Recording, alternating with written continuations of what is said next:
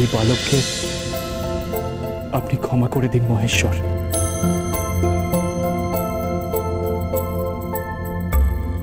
না, ওই বালককে যদি আমি ক্ষমা করি তাহলে সে নিজের ক্ষমতার দম্ভে উদ্ধত অশুভ শক্তির প্রতিভূ হয়ে উঠবে। তাকে সম্মুখ সমরে পরাজিত করা অত্যন্ত আবশ্যক। আমার ধৈর্যের পরীক্ষা নিও না বালক, নিজের সীমা অতিক্রম করুন। আমি কারোর আদেশ মানি না, আদেশ দিই।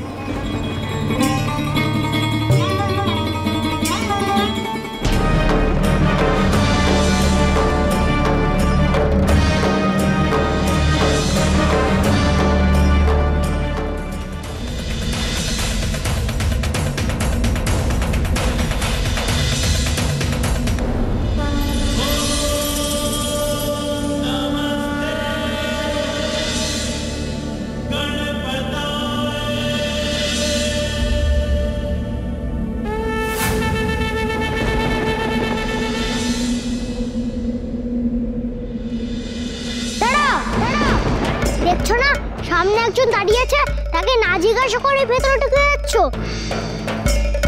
ভিক্ষা নিতে এসছো, অপেক্ষা করতে হবে। এখন ভেতরে যাওয়া যাবে না, পরে এসো। পরে মাথা এখন স্নানে আছে, স্নান সেরে এসে তোমার ভিক্ষা দেবে, বুঝলে?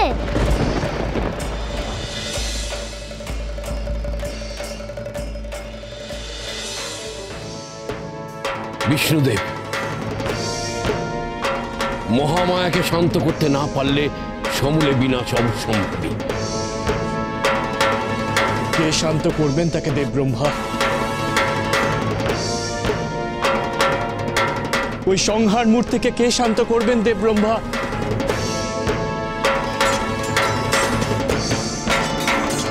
যিনি শান্ত করতে পারতেন তিনি তো আজ নিজের অনুতাপে নিজেই জর্জরিত। নিজের অনুতাপের আগুনে জ্বলছেন তিনি। এই বিনাশ আসন্ন হতে দেওয়া যাবে না দেব।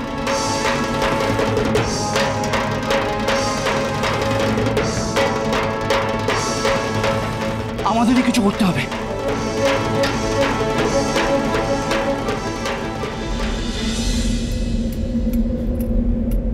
শান্ত হন দেবী, শান্ত হন। ক্রোধের আগুনে এইভাবে সৃষ্টিকে বিনষ্ট হতে দেবেন না। দয়া করুন। কোন সৃষ্টি বিনষ্ট হওয়ার কথা বলছেন ইন্দ্রদেব? কোন সৃষ্টি? যে দেখুন আমার এই ছোট্ট সৃষ্টির দিকে।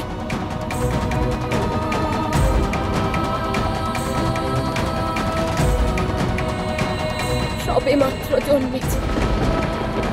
কি অপরাধ ছিল তার? কি অপরাধ ছিল আমার পুত্রের?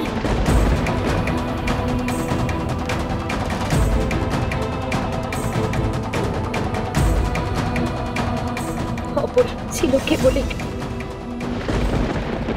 মাতৃ আজ্ঞা পূর্ণ করতে মাকে রক্ষা করছিল সে। অস্ত্র হাতে নয়, একটি দণ্ড হাতে নিয়ে মাত্র। আর তা করতে গিয়ে অন্যায় ভাবে তাকে প্রাণ দিতে হলো। আর এই অন্যায় হত্যার জন্য দায়ী কেবলমাত্র মহেশ্বরের অহংকার। তিনি স্বয়ং তার এই অন্যায়ের সঙ্গ দিয়েছেন আপনারা সবাই। তাই আজ আপনারা কেউ বাঁচবেন না। যতক্ষণ তোমাদের শরীরে এক বিন্দু শক্তি থাকবে ততক্ষণ তোমরা সবার বিনাশ করবে, ধ্বংস করবে সবকিছু, যেন একজনও রক্ষা না পায়। নারায়ণ নারায়ণ, রক্ষা করুন মাতা, রক্ষা করুন আপন সৃষ্টিকে। কত নিরীহ প্রাণ বিনষ্ট হচ্ছে মাতা। নারায়ণ নারায়ণ, দয়া করে শান্ত হন মাতা, আপনি জগৎ মাতা। এই হেন আচরণ আপনাকে শোভা দেয় না মাতা। নারায়ণ নারায়ণ। আবারও বলছি আপনাকে, দয়া করে সকলকে রক্ষা করুন, নিজ ক্রোধ প্রশমিত করুন মাতা। এই সংহারের সূচনা হয়েছে মহেশ্বরের হাতে।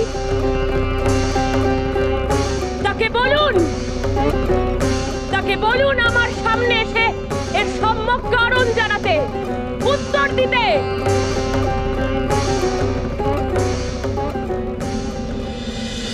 এখানে আমি নিজে যাব যুদ্ধ করতে।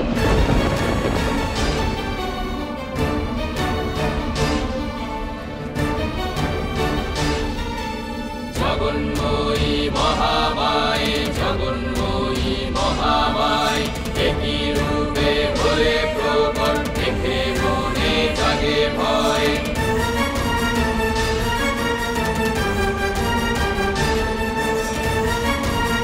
যাবেন না মাতা, যাবেন না মাতা।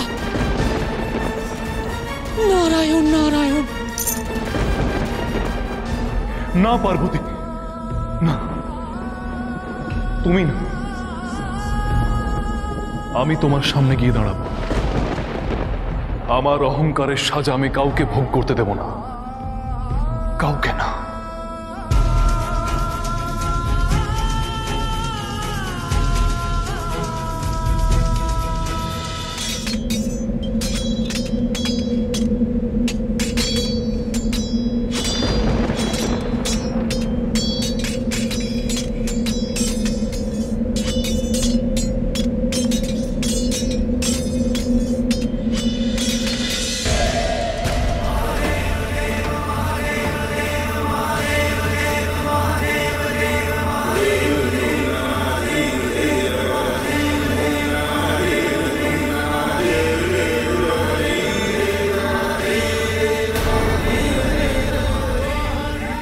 তোমার হাতের এই উদ্যত অস্ত্র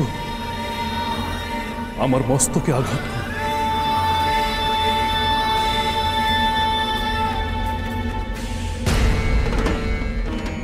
তোমার এই রুদ্রাণী রূপ আমাকে ভস্ম করে।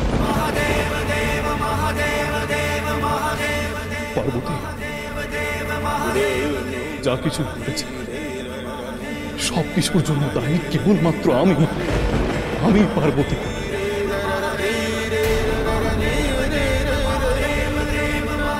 আমি তোমার পুত্র, আমার পুত্রের নিহন্তা আমি।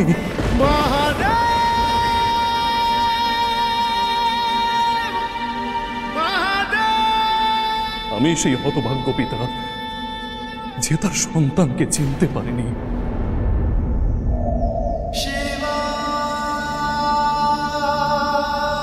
আমি সেই উন্নাসিক পিতা যে তার সন্তানের দিকে স্নেহের নজর না দিয়ে অহংকারে মত্ত হয়েছিলাম।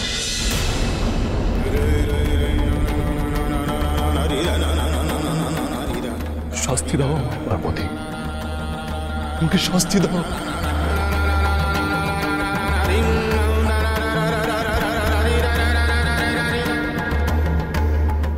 সর্বজ্ঞানী হয়ে, জগৎ পিতা হয়েও অহংকারের অজ্ঞানতা আমাকে আমার পুত্রকে চিনতে দেয়নি।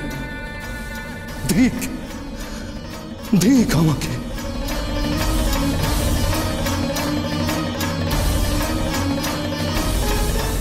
মার্জনা নয় পুত্র শোকাতুরা পার্বতী, শাস্তি চায়।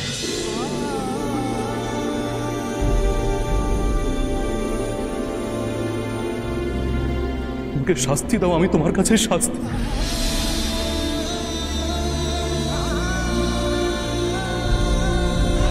তোমার অপরাধী আজ তোমার সামনে দাঁড়িয়ে পার্বতী, তাকে মার্জনা না করে তুমি না।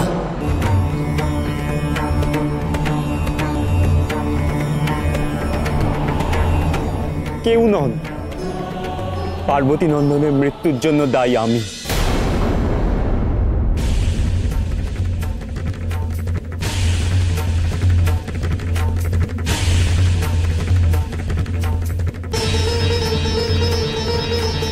হ্যাঁ মহেশ্বর, পার্বতী নন্দনের কথা শুনে তাকে একটিবার না দেখে আমি থাকতে পারছিলাম না, তাই গোপনে ছুটে এসেছিলাম আমি তাকে দেখতে।